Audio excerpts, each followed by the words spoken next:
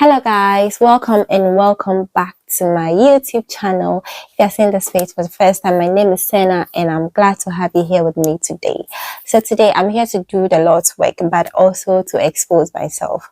But before you start taking out your calculators and converting pounds to your local currencies, remember that living and earning pounds in the UK goes hand in hand with spending pounds, right? So people live in the UK earn pounds, which, when you convert to your local currency, is a lot of money.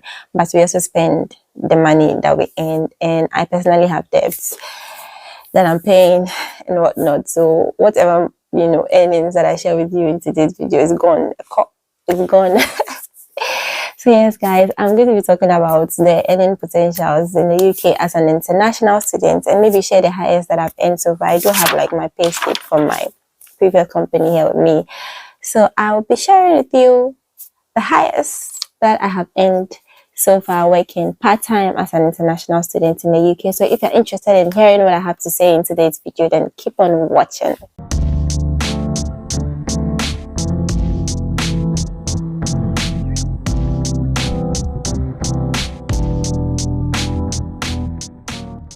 Okay guys, so I do apologize for my scruffy or husky voice. I don't know what the English term is, but I have a cold, and so hence why I'm speaking the way I am.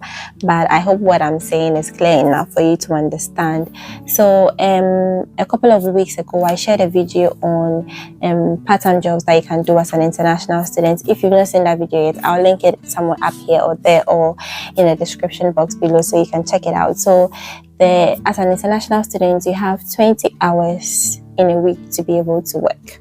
You should not exceed that time because then you'd be violating your visa restrictions. So yes, we have 20 hours a week to work, and I have worked a couple of jobs since I arrived. My first job was in TK Maxx as a retail assistant, and that I didn't apply for that job per se. I knew somebody who knew someone, like it was sort of like a referral. And so yeah, somebody referred me, and then they called me to bring my CV. I had an interview. I went through the process, but it was still a referral, and then I was given the job. It was pretty quick, that job that I got. So yes, that was the first job I did as a retail assistant, and then I was earning about £10.16 per hour. Yes, but it was like a Christmas contract job, and there was no guarantee that they were going to retain me after the Christmas. So as Christmas is drawing near, like people buy stuff more, so usually retail departments or shops like TK Maxx hire more staff during this time, and then after the period they sometimes let some of them go. So me, I'm hardworking, right? So of course they were going to retain me, but like there was just like a miscommunication somewhere. I wasn't told, someone told me that my contract was going to end January around this time, and then when it ended, I stopped showing up, and then I was called later to say that my name had been added to permanent staff list, and I didn't know about. So obviously, they just didn't have their stuff together, but I had moved on from there. Or at the time, I was looking at working just one weekend out of the two so that I can rest. But then they said they wanted me for both weekends, and so I didn't go back, to continue working with them, because the hours that I used to do would be like maybe I'll do from afternoon till evening, or from morning till afternoon, just short hours, and then they'd spread it over the 2 weekends, Saturday and Sunday. And I would have preferred to like do just one long day and have the other day to rest, but they weren't willing to consider that, so I let that go. And then I started searching for other jobs, and the easiest one I could find on my own was a care support worker in a learning disability home for adults, which I made a video on as well. If you've not seen that already, I'll link that or link that up here or there or in the description box so you can check it out. So yes, that is the pay slip I'm going to be talking about today. I just recently left that job in September, because I was going to start my second placement final year, and that was like a contract work. I had to be there Saturday, Sunday, long hours. So I'll be in school or on placements Monday to Friday, and then Saturday, Sunday I'm going for that job. And I didn't have any rest. I didn't have any break, and that was too much. Plus I just didn't like the care job, if you know what I mean. If you want me to make a video on why I left my care job, leave it in the description box below, and I might do that video as well.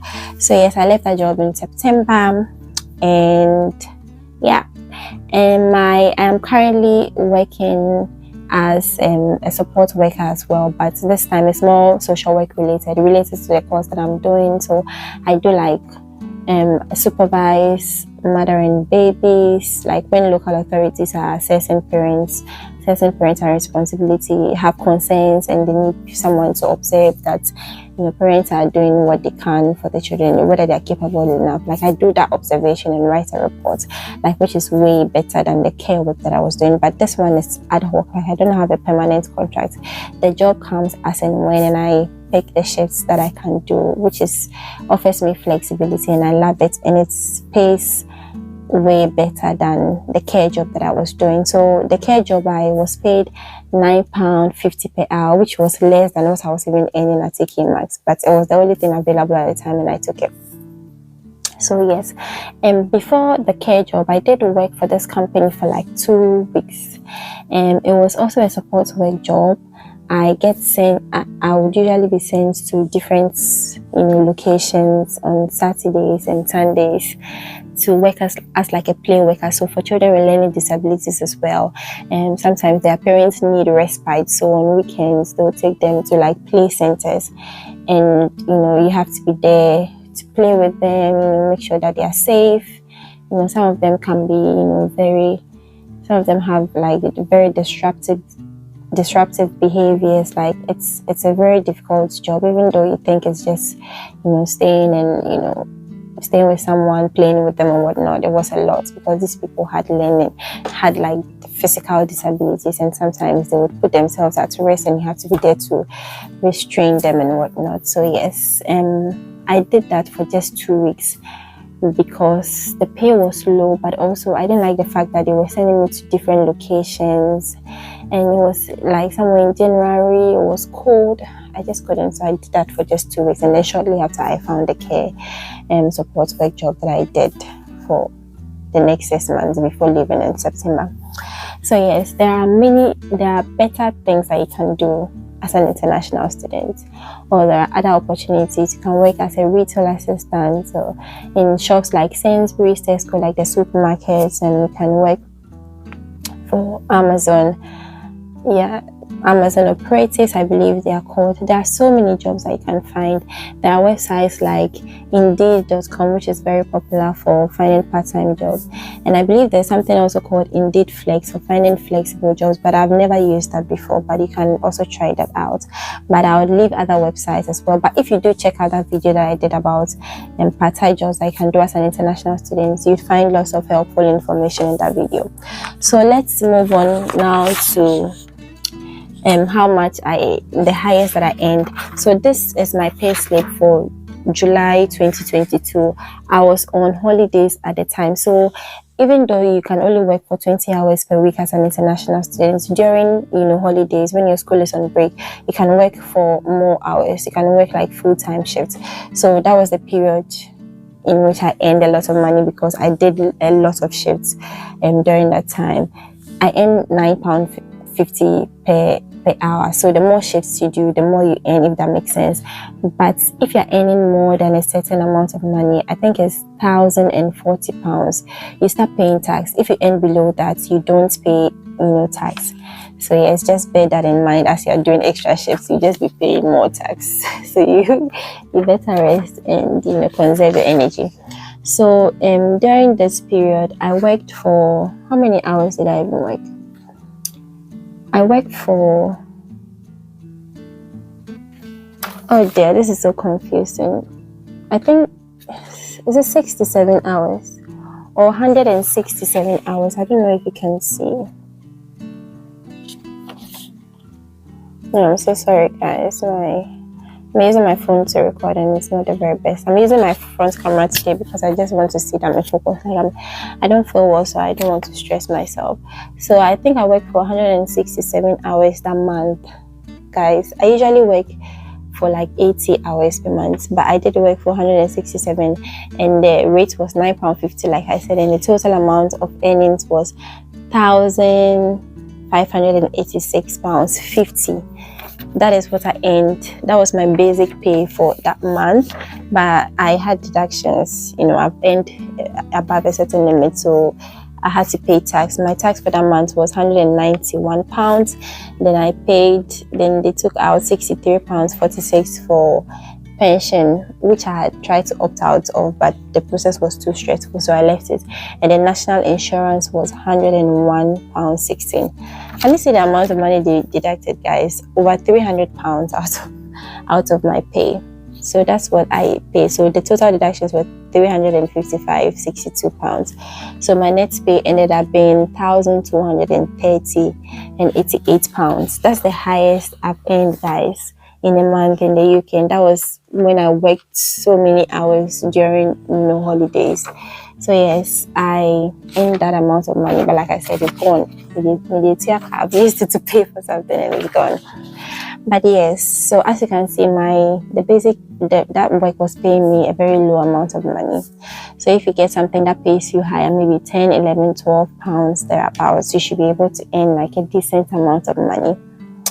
But yes, as to whether you can use this amount, you can work part-time and pay your fees, and I'm not sure how possible that is, because as you can see, even 1,230 is not a lot of money if you're living here looking at your expenses, but it is something. So I'm not responsible for paying my fees at the moment. It's been paid for me with the intention that I'll pay it back later, so I don't have that burden, thank God. But yes, guys, that is the highest that I've earned so far in the UK, £1,230, and that is for working so many hours.